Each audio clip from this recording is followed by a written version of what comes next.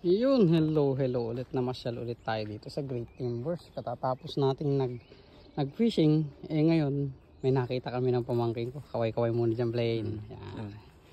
1 month niya na rin dito sa Canada. So, habang nag-fishing, may nakuha naman kami. May naawa sa aming isda na isa na trout nasa bag. So, nakikita nyo ngayon is nandito kami sa medyo gubat o park namin dito sa Suri. May na-notice kaming oyster mushroom. Ayan o. May hawak na si Blaine. Ngayon kulang pa namin. May nakita kami. Ayun, nandun sa puno na yun. Ayun, yung mga puti na yan. Yung mga yan. Oyster mushroom yan. So, tara, puntaan natin. Masukal dito. Kaso, walang titigil sa Pilipinas. Pan nga, Blaine. Pan. Walang titigil. Ako bigla akong lumusot eh. Maraming salamat sa nagsasabi ingat. Malapit na tayo doon sa lugar na tinuguan ng mga oyster. Ang dami nito. Ayos. Okay. Hindi nila nalapitan ito. Kasi may pan. Gala. Sige lang. Sige lang. Kunin na muna natin. Kuha ba ako dyan? Ang kinukuha natin mga oyster. Oyster mushroom. Gala.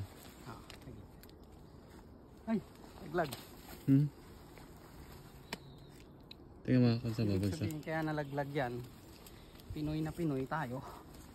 Maparaan. Ilagay natin dito yan.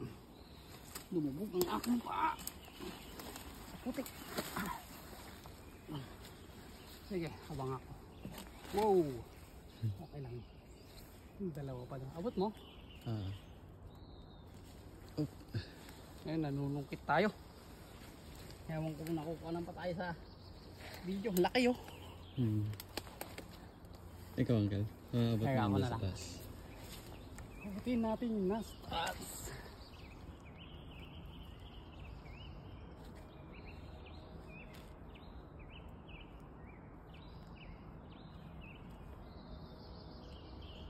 Palaglag ka na. Yun.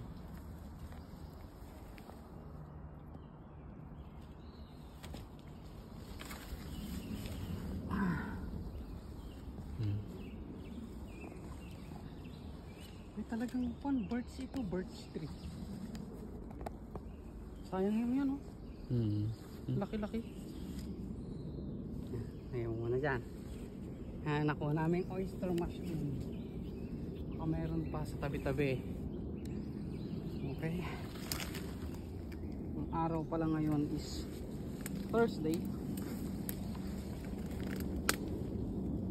Off natin kaya tayo nandito.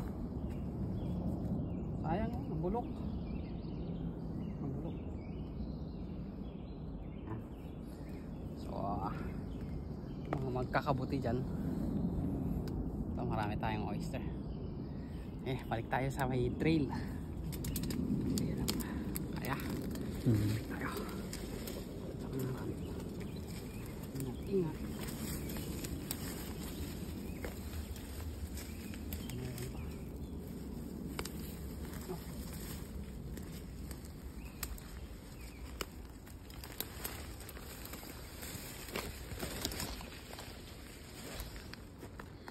Okay.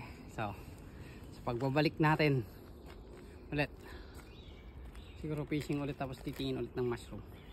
Thank you for watching.